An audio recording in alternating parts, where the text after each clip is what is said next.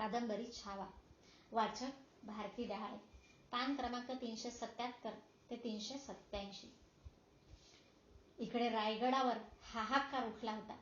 एवढे धीराचे अण्णाजी, पण पायाखालची वाळू सरकल्यासारखे ते हवालदिल झाले होते. लज्जेने तोंडाशी उपरण्याचा शेव धरून ते आपल्या वाड्याकडून महाराजांच्या खासे वाड्याकडे चालले. त्यांनी मनोमन कसला तरी निर्णय केला होता. ज्या गडावर ते इतकी वर्षे इतमामाने राहिले होते तोच त्यांना क्षणात परका वाटू लागला. स्वामी, आम्हा सेवेतून मुक्त करून निरोपाचे विडे द्यावेत. राजांच्या कानी मनचा सल घालताना खालमानेच्या अण्णाजींच्या डोळ्यातून आसवे टपटपली. खालच्या रुजाम्यात ती एकजीव झाली. सारा महाल एकांती होता. अण्णाजी कसल्या अग्नीने पोळून बोलतायत तेच छत्रपती महाराजांना कळेना. मतलब? महाराजांची नजर अण्णाजींच्या पगडीवर फिरली. स्वामी, स्वामी. अण्णाजींना बोलवेना. लहान मुलासारखे ते जागच्या जागीच गदगदू लागले. आपले तोंड ओंजळीतल्या उपरण्याने त्यांनी झाकून घेतले. छत्रपती ते बघताना चरकले. बैठक सोडून उठले. चमत्कारिक साद त्यांच्या तोंडून बाहेर उमटली. सुरनीस? आजवर अण्णाजींचे हरपलेले मंत्रीपणाचे भान जागे झाले. त्यांनी आपला हुंदका मुश्किलीने रोखता केला. शांत संथ चालीत महाराज अण्णाजींच्या जवळ आले. तेवढ्या वेळात त्यांनी काय बोलावे हे योजून घेतले होते. अण्णाजींच्या खांद्यावर गुलाबी हात तळवा चढवीत महाराजांनी विचारले, अण्णाजी, माणसं आम्हाला कंटाळतात. पारखी होतात. नेताजी झाले, प्रतापराव झाले, संभाजी कावजी झाला. आम्हाला त्यांच्या मनीचे सल कधीच कळू शकले नाही. तुम्ही ती संधी तरी आम्हाला देताय. बोला अण्णाजी पंत, आमचा काय कसूर घडतो म्हणून सावलीसारखी असलेली माणसं आम्हाला पारखी होतात. आम्हाला एकदा ते कळू द्या तरी. त्या प्रत्येक बोलाने अण्णाजींनी मुश्किलीने रोखलेला उमाळा पुन्हा वर खेचला गेला.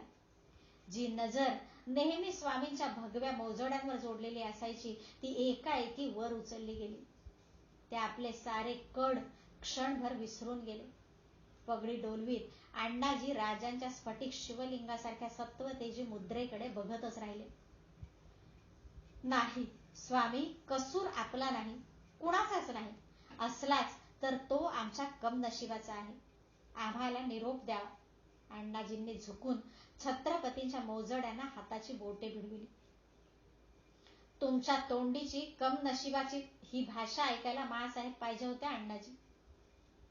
जिजाऊंच्या आठवणीने राजे विचारगत होत थांबले. त्यांनी धीराने भोगलेले आणि परतविलेले नशिबाचे फेरे राजांना आठवले. अण्णाजी, जायचंच ठरविणाऱ्याला आई भवानीही रोखू शकत नाही. फक्त त्याचे सही कारण आम्हाला सांगून जा. काय झाले म्हणून हा डाव अर्धावृधा सोडून तुम्ही मोहरा पालटता आहात? बोला. छत्रपतींनी अण्णाजींचे खांदे आवेगाने हलविले. स्वामी, जीभ उठत नाही आमची. परब्रह्माचे आम्ही खाल्लेले 4 घास आपल्या कृपेमुळेच मिळाले आहेत. त्याची जाण सुटत नाही. आमची कसलीच तक्रार नाही. कुणाचाच कसलाही कसूर नाही. अण्णाजींना बोलणे सुधरेना. तक्रार नाही म्हणता म्हणजेच तक्रार गंभीर आहे. कसूर नाही म्हणता मतलब कसूर जबर आहे. सुरनीस, आम्ही छत्रपती या नात्यानं तुम्हाला आज्ञा करतो आहोत. तुम्ही चाकरीची मुक्ती का मागता ते कुलदैवताच्या साक्षीनं आम्हाला साफ साफ सांगावं. राजांचा आवाज बदलत बदलत दरबारी झाला. रस्सी खेचीला पडलेले अण्णाजी घुटमळले. कसला तरी प्रचंड विश्वास त्या सुरनीस या शब्दातून त्यांना मिळून गेला. डोळे शेवाने टिपत उपरण्याचे काठ दोन्ही मुठीत घट्ट पकडून अण्णाजी सिद्ध झालेल्या निर्धारी स्वरात म्हणाले, आमचं सर्वस्व लुटलं गेलं आहे महाराज. त्यासाठीच आम्हाला चाकरीतून मुक्तता मिळाली. साफ बोला, काय झालं? कुणी लुटलं तुमचं सर्वस्व? छत्रपती सावध झाले. महाराज, महाराज, क्षमा असावी. युवराजांनी. अण्णाजी. पोताचा चटका बसावा तसे राजे चरकले. काय काय केलं युवराजांनी अण्णाजी? कयास नसलेली वाट धरण्यासाठी राजांचे मन धडपडू लागले. क्षमा असावी स्वामी. त्यांनी जे केलं आहे ते आपल्या समोर बोलतानाही आम्हाला शरम वाटते. आम्ही अभय मागतो. अभय दिलं अण्णाजी पंत. सांगा युवराजांनी काय केलं? छत्रपतींची मुद्रा बांधली जाऊ लागली. कपाळ पट्टीवर जाणवण्यासारखी शिर उमटून आली. महाराज, खुद्द आमच्या घरची घरपणासाठी आलेली नात्याची सुवासीन युवराजांनी गडाबाहेर काढली. आम्हाला कुणालाच तोंड दाखवायला जागा नाही. आम्ही सर्वस्वी लुटलो गेलो आहोत. हे पाय सोडणं जड जातं तरी आम्हाला निरोप द्यावा. अण्णाजी खाली अण्णांच्या पायांशी गुडघे टेकून बोलतच होते. त्यातील एकही शब्द छत्रपतींच्या मनापर्यंत पोचत नव्हता. सुवासीन गडाबाहेर काढली हे ऐकताच राजांचे उभे अंग संतापाने थरथरले. श्वास चढीला पडला. नाकाच्या वळत्या शेंड्यावर घामाचे तुषार गोळा झाले. प्रचंड खंत आणि अनावर संताप यांच्या कोंडीत सापडलेला त्यांचा रक्ताचा कण कण थरथरत होता. त्या लोखंड लाल संतप्त राजमुद्रेवरून शब्दांच्या ठिणग्या उसळल्या. अण्णाजी, हेच कारण असेल तर गडच काय, कदाचित हे जगही सोडावं लागेल. पण ते तुम्हाला नव्हे, संभाजीराजे भोसल्यांना. श्रींच्या नावे चाललेल्या दरबारी तुम्हास काटेकोरीनं न्याय मिळेल. विश्वास ठेवा. छत्रपती अंतःपुराकडे एकांतवासासाठी चालले. मुजऱ्यासाठी झुकलेल्या अण्णाजींच्या कानी समोरून चाललेल्या राजपुरुषाच्या टोपाच्या हिंदोळत्या मोती लगातून ओघळत आल्यासारखे बोल मात्र बाहेर पडल्याशिवाय राहिले नाही. तुम्ही मात्र राजांना पारखण्यात आता केलीत तशी गफलत पुन्हा कधी न करणे. घामाघूम झालेले संभाजीराजे रायगड चढून आले. त्यांना आठवत होते तेव्हापासून असा प्रसंग त्यांच्यावर कधीच आला नव्हता. गडाच्या कारखानदारीतील माणसे त्यांना बघून नेहमीसारखी कमरेत झुकत नव्हती. त्यातील कितीतरी नजरा चक्क तिरस्काराने भरलेल्या दिसत होत्या. कितीतरी अनुकंपेने भिजलेल्या होत्या. पण कुठेच आदराचा भाव त्यांना दिसेना. रायगडाहून नेहमी ठेंगणे वाटणारे आकाश त्यांना आता आपल्या टोपाला भिडल्यासारखे भिवू बघत होते. त्या उभ्या नांदत्या राबत्या गडावर एकाच गोष्टीने त्यांचे मन पुन्हा बांधून टाकले. नगारखान्यावरचा जरीपटका नागसर्पी वेटोळी फेकत लहरत होता. त्यामुळे जेवढ्या तडफेने रायगड उतरून ते लिंगाण्याकडे दौडले होते तेवढीच आता त्यांची पावले मनामनाचे साखळ दंड जखडल्यासारखी जडशीळ पडू लागली. एकाच विचाराने की आज पहिल्याने आम्हाला आमच्या वर्तणुकीबद्दल महाराज साहेबांच्या समोर सफाई द्यावी लागणार. होय, ते आपणहून महाराजांच्या खासे वाड्याकडे चालले होते.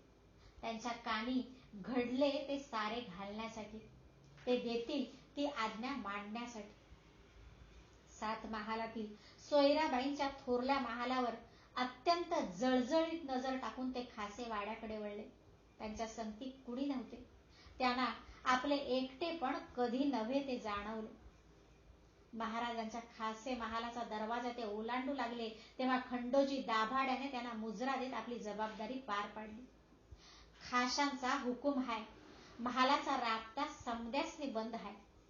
संभाजीराजांनी त्याने आडवा घातलेला भाला त्याच्याकडे न बघताच मनगटी तडाख्याने बाजूला सारला. ज्या न कळणाऱ्या नात्याने ते देव महालात जगदंबेशी हट्टाला पडले होते तसल्याच नात्याने ते आपल्या आबासाहेबांशी हट्टाला पडणार होते. आज मोठ्या धैर्याने मासाहेब सोयरांच्या पाय गुंतवा करणाऱ्या वागणुकीचा पाढा ते आपल्या छत्रपती पित्यासमोर वाचणार होते. इतके दिवस रोधलेला बांध आज फुटणार होता. मिर्झा रजपुताच्या गोटात ओलीस राहणारे, मथुरेत एकटेच मागे राहताना मागे न कचरणारे, भागानगर पर्यंत दौड घेणारे युवराज संभाजीराजे आज आपल्या आबासाहेबांच्या पायांवर डोके ठेवून म्हणणार होते, तुम्हीच आमच्या आऊ आणि आबा आहात. आता रायगडी राहणे नको वाटते. आम्हाला स्वारीसाठीच बरोबरच ठेवून चालवावे. आमचे युवराज पद पायी टाकले आहे. ते आमच्या रामराजांना देऊन त्यांना दरबारी महालात सोन पायरीवर बसते करावे. आग्र्यात ज्या मोजड्या आम्ही उचलून आपल्या समोर ठेवल्या त्याच आम्हाला बक्षाव्या. आम्हाला त्याच सर्वांहून मोलाच्या आहेत. एकच मागावं म्हणतो आम्ही. आम्हाला समजून घेणारे गडावर कुणीच नाही. यासाठी जसे निरोप घेताना मथुरेत आम्हाला पोटाशी धरलं तसंच धरावं. आमचं मन जाणणाऱ्या थोरल्या आऊसाहेब आम्हाला कानभर हिताच्या गोष्टी सांगून गेल्या आहेत. फक्त आपला हात आमच्या पाठीशी सदैव असावा. महाराज साहेब, वाड्याच्या अंतःपुराच्या बंद दरवाजावर संभाजीराजांच्या कडेधारी हाताची थाप पडली. दरवाजा उघडणार नव्हता, उघडू शकत नव्हता. आत स्वराज्याच्या कामी आजवर खर्ची पडलेले असंख्य जीवाशी बांधील राजे पण ठरवून बंदिस्त झाले होते. छत्रपती महाराज प्रथम छत्रपती होते, नंतर पिता, पती, भाऊ होते. राजांना रक्ताची नाती नसतात. राज आसंदी चढतानाच ती त्यांना मोहरबंद करून ठेवावी लागतात. त्या बंद दरवाजासमोर संभाजीराजांचे डोळे भरून आले. कुणी आम्हाला मुजरा केला नाही, आम्हास कुणी आपलासे करणार नाही. ठण ठण ठण. जगदीश्वराच्या चौक आवारातील सांज आरतीसाठी झटणाऱ्या घंटांचा नाद खासे वाड्यात घुसला. बंद दरवाजाबाहेर संभाजीराजांना आणि आत मंचकावर सचिंत बसलेल्या महाराजांना कैलासवासी मातोश्री जिजाऊ साहेबांची आठवण रोखता आली नाही. एकमेकांना दिसले, कळले नाही, पण त्यांच्या हाताची बोटे जाऊन छातीला भिडली होती. आत महाराजांच्या मनी विचार उठून गेला. मासाहेब, आमच्यावरचा हा प्रसंग बघायला आज तुम्ही नाहीत ते एक परीनं ठीक आहे. तुमच्यानं मुलाकडून नातवाचा निवाडा बघवला नसता. बाहेर संभाजीराजांच्या मनी विचाराने काहूर केले. थोरल्या आऊ, तुम्ही आज हव्या होतात. सारे दरवाजे बंद असताना आम्ही तुमच्याच पायाशी आलो असतो. तुमच्या शंभू बाळ या एकाच साधेनं कैक रायगड उरावर पेलण्याचं बळ आम्हाला लाभलं असतं. युवराज संभाजीराजे त्या दरवाजासमोरून परतले. त्या क्षणाबरोबरच मराठी मसनदीचे भाग्य परतले. भोसले कुळीची राजस नाती परतली. सत्यच सत्याला पाठमोरे होऊन नियतीच्या फसगती बरोबर माघारी परतले. आपल्या महालात आलेल्या आरोपित संभाजीराजांवर महाराजांचे हत्यारबंद चौकी पहारे बसले.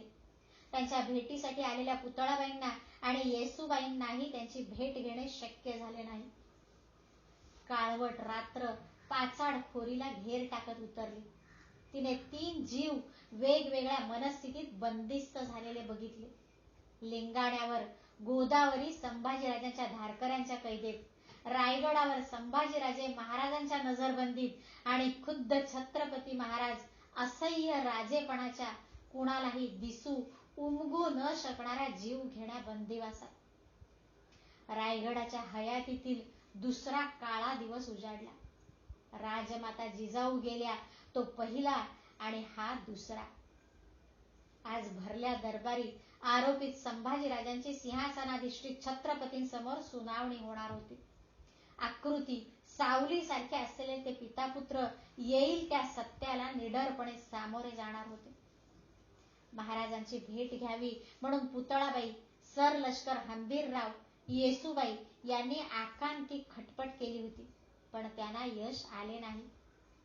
युवराजांना तोफेच्या तोंडी दिले जाणार या वार्तेने माणूस भय कातर झाले होते. रात्र रात्र विचारांनी होलपट केलेले संभाजीराजे प्राणांती सजा झालीच तर त्यासाठी मन बांधून सिद्ध झाले होते.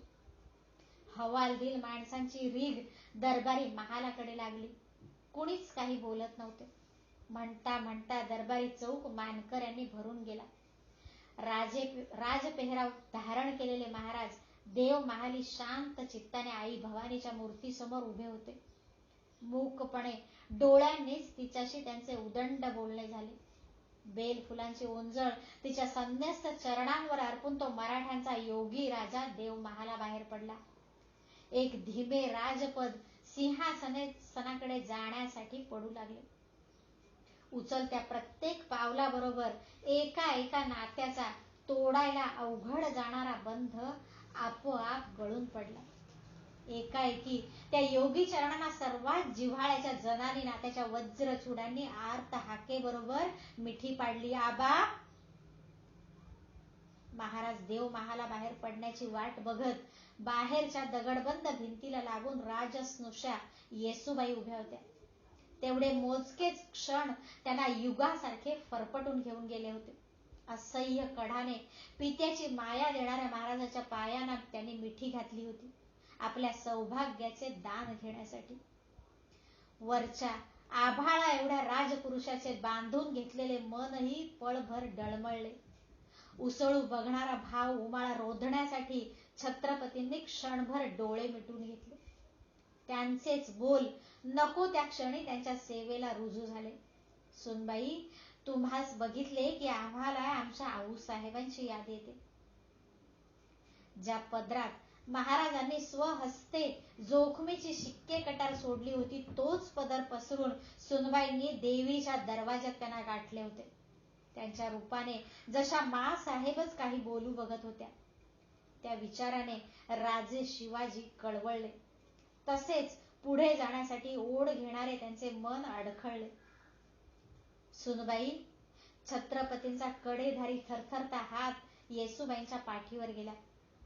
त्या स्पर्शातील थरथरीने येसूबाई अंगभर हमसल्या. उठा, शांत व्हा. राजाने त्यांना उठते केले. बोलावे म्हटले तरी येसूबाईंच्या गळ्यातून शब्द फुटेना. जे सांगायचे होते ते त्यांचे हमसणेच सांगत होते. आमचा ऐका, शांत व्हा. बोलातील जाणते धैर्य मरणाच्या दारातील दुबळ्या जीवालाही निर्धारी करणारे होते. खरंच तुम्हाला बघितलं की मा साहेबांचीच याद येते. तुम्ही तशाच आहात. या क्षणी गडावर आम्हाला समजून घेणाऱ्या एकट्या तुम्हीच आहात. क्षणभराची स्तब्धता आपोआप उतरली. येसू, मा साहेबांना भुलू नका. याहून बिकट प्रसंगातून त्या कैकवार गेल्या, पण त्यांचा पदरकाठ नाही चढला. कुणाला साजेल असे तेवढे थोर धैर्य गडावर फक्त तुमच्यातच आहे. विश्वास ठेवा. तुमच्या सौभाग्याला हात घालण्याचे कर्म जगदंबेनं आमच्या हातून घडविलंच तर पुन्हा म्हणून आम्ही त्या सिंहासनावर दिसणार नाही. हयातभर तुमच्या सेवेसाठी रुजू होऊ, तुम्हाला मासाहेब मानूनच. आता आमच्या हातून काही घडू नये यासाठी त्या जगदंबेला साकडं घाला. आम्ही ते घालून आलो आहोत. मुली, डोळे पुस. तुला, आम्हाला डोळे आहेत ते जगदंबेचे.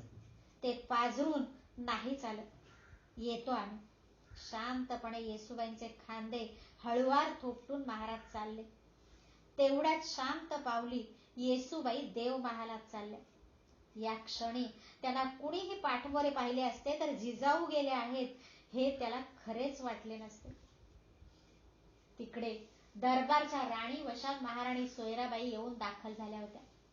काहीतरी योजून त्यांनी आज रामराजांना संगती आणले होते.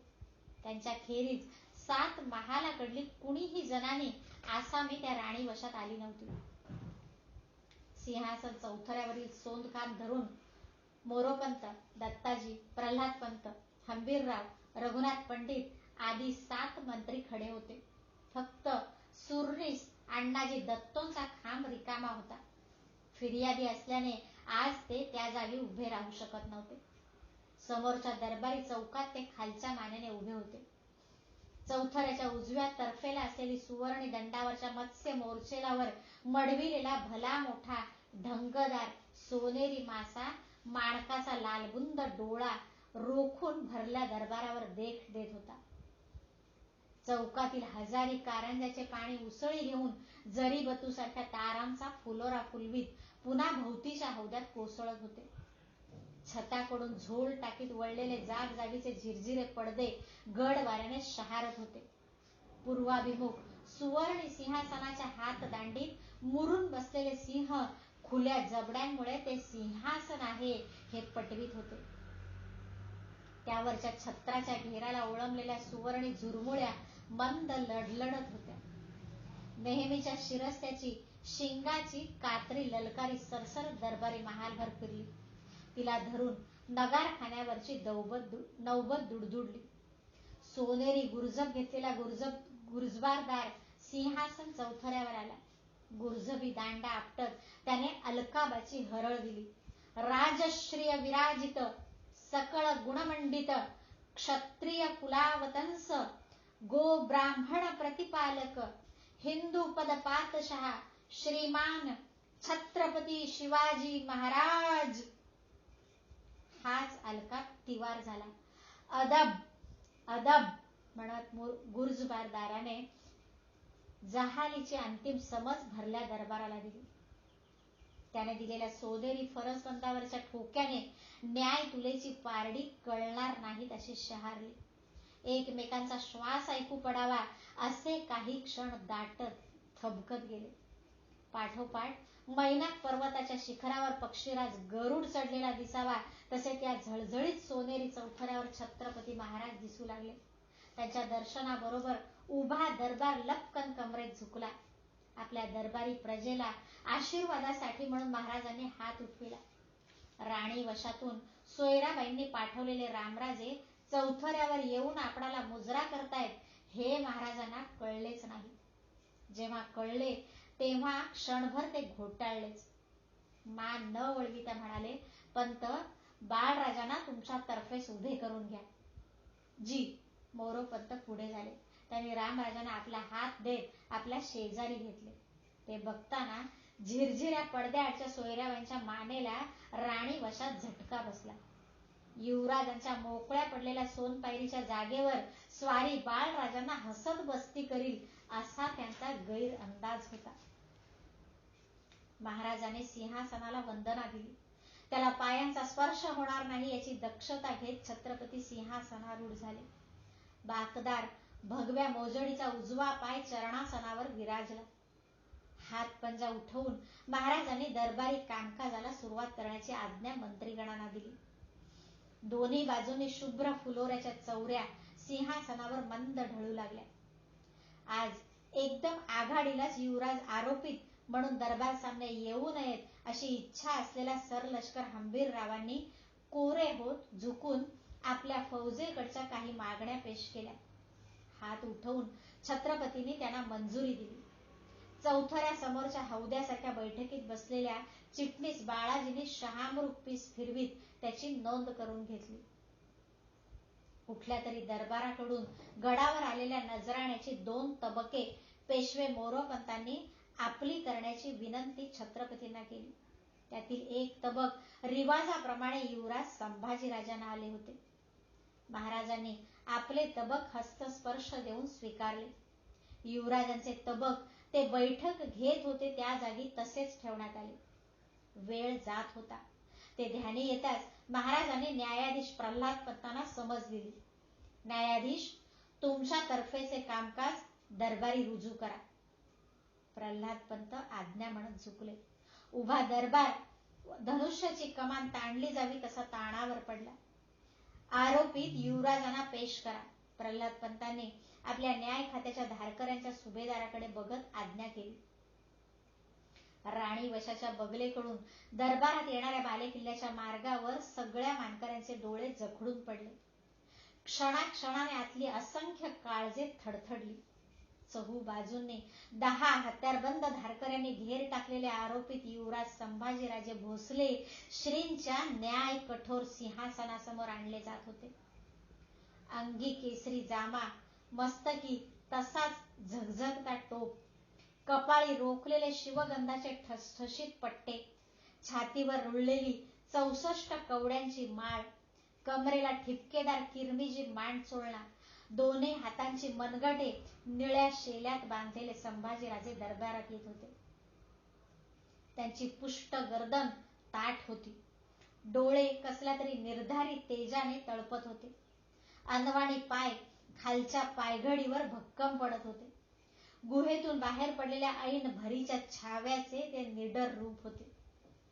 त्यांना तसे बघताना दरबारी मानकऱ्यातील कित्येकांचे ओठ रिवाज विसरून चुकचुकले. त्यांच्या फौजेकडच्या काही मानकऱ्यांनी त्याही स्थितीत त्यांना अदब मुजरे रुजू घातले. धारकऱ्यांनी आरोपिताला सिंहासनाच्या थेट सामने उभे करून नंगी पाती कपाळाला भिडवीत हटत आपापल्या जागा घेतल्या.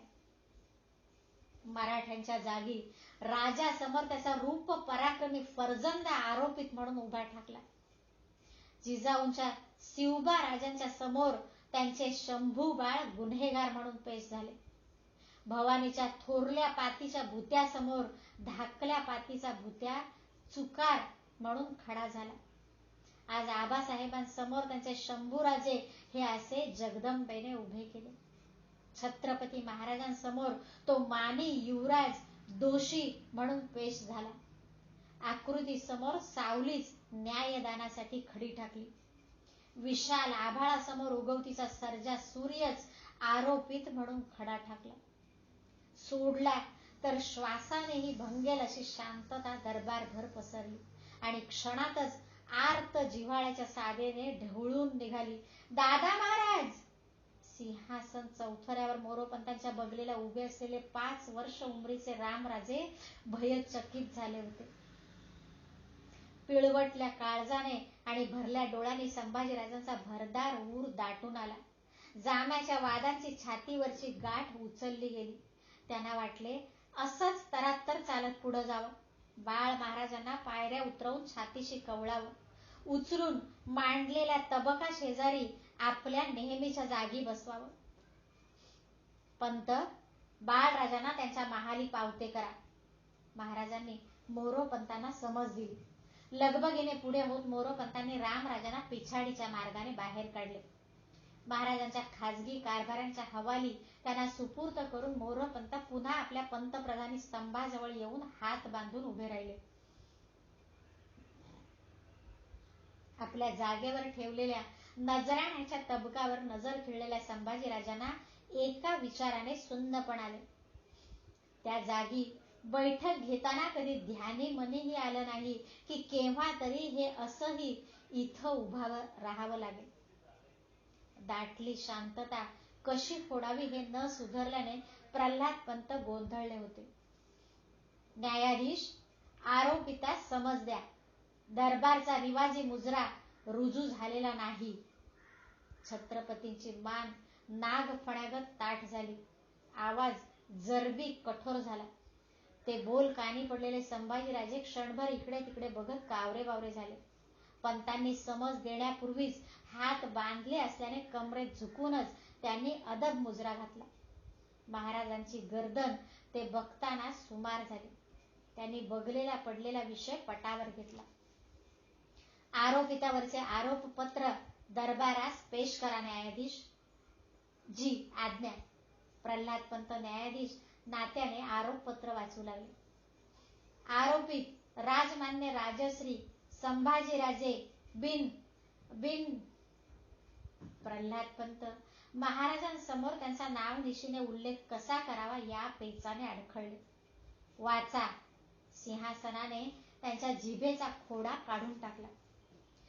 आरोपित राजमान्य राजश्री संभाजीराजे बिन शिवाजीराजे भोसले, उमर वर्ष 18, हाली राहणार किल्ले रायगड. प्रल्हाद पंत वाचू लागले.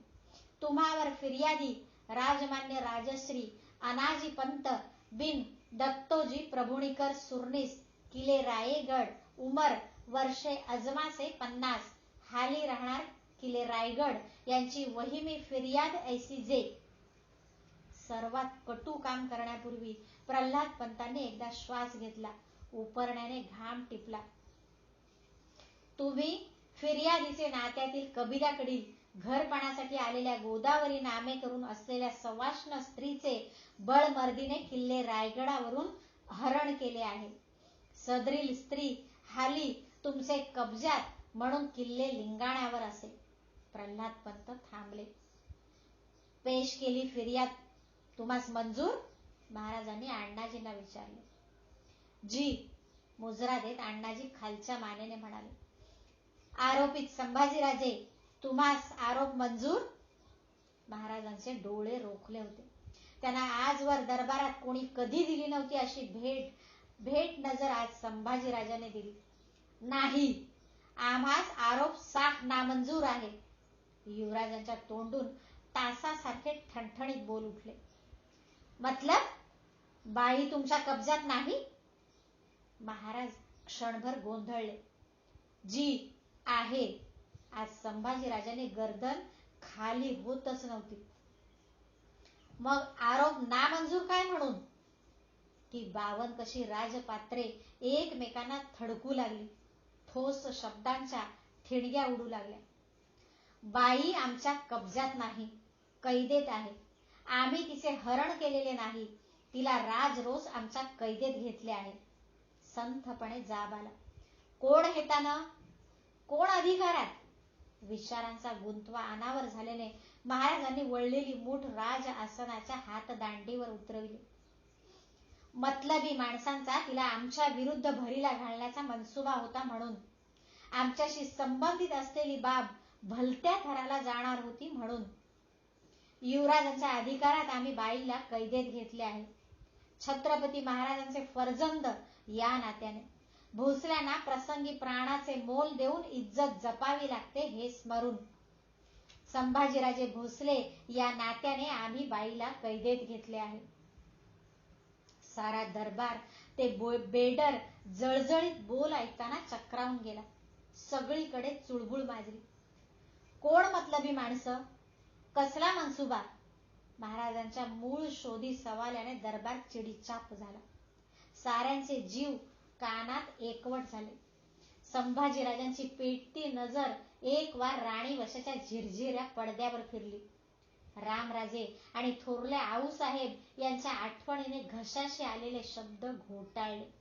असह्य शांतता दाटून पडली. आम्ही विचारतो, कोण माणसं तुमच्या खिलाफ बाईस भरीला घालू बघणारी? कसला मनसुबा होता त्यांचा? महाराजांची जरब वाढली. आता पहिल्याने संभाजीराजांची गर्दन खाली झुकली.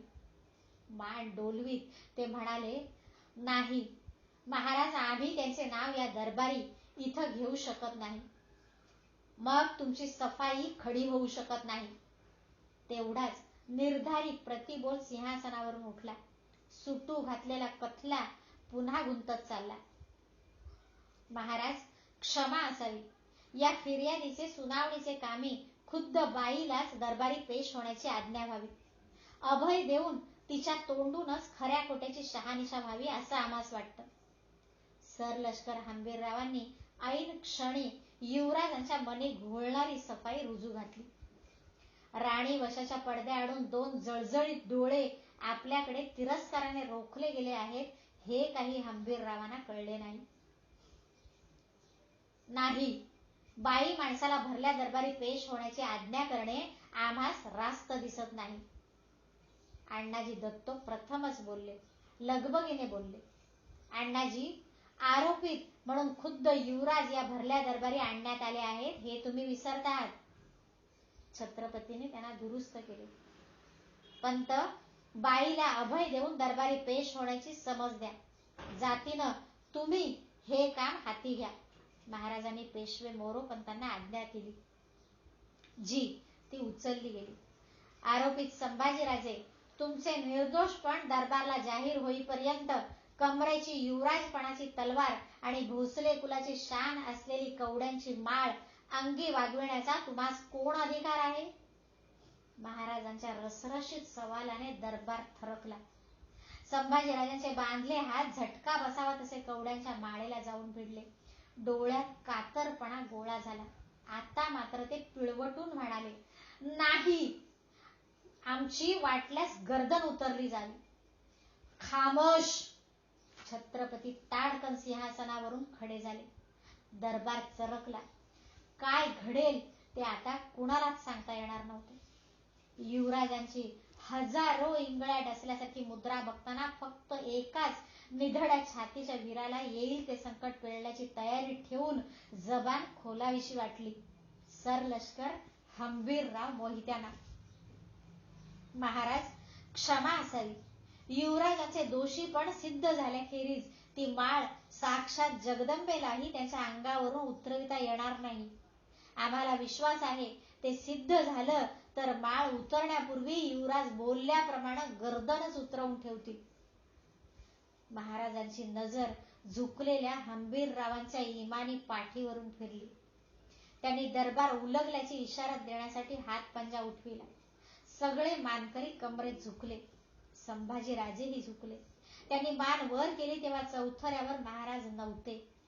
एक एक करीत जाणाऱ्या मंत्र्यांपैकी हंबीररावांच्या पाठीवर त्यांची नजर कृतज्ञपणे जखडून गेली. राणी वशाच्या पडद्यावर थरथर त्या वळ्या उठून जात होत्या. तिकडे देव महालात जगदंबेच्या मूर्तीसमोर माथा टेकलेल्या सुनबाई येसूबाईंच्या पाठीवरून पुतळाबाईंचा थरथरता हात सांत्वनासाठी अजूनही फिरतच होता. क्रमशः